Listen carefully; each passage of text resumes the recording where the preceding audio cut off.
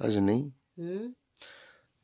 एक बात मोर समझ नहीं आए कि आदमी के जिंदगी ह कतका कठिन होथे जिए बर रे। सही बात है जी। पति कैसे होना चाहिए तोर हिसाब से कुछ बता सकथस? पति वो होना चाहिए जो हर हमेशा हर समय अपन पत्नी के जहाँ भी जाए वहाँ हाथ पकड़ के जाए और हमेशा साथ निभाए। हर चीज में पति के खुशी और पत्नी के खुशी रहना चाहिए, तब जाके पति पत्नी के रिश्ता ह सक्सेस होथे।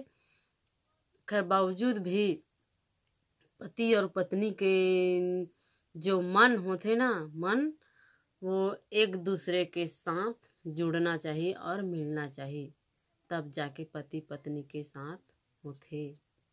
जानथत जी।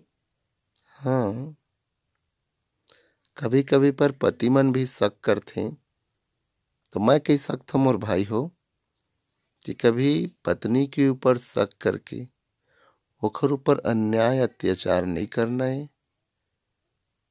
और अच्छा से जीवन जियाओ। काबर की जिंदगी बहुत मुश्किल में मिले है और दुख आही तभे खुशी आही मोर भाई हो। सही बात है संगवारी हो।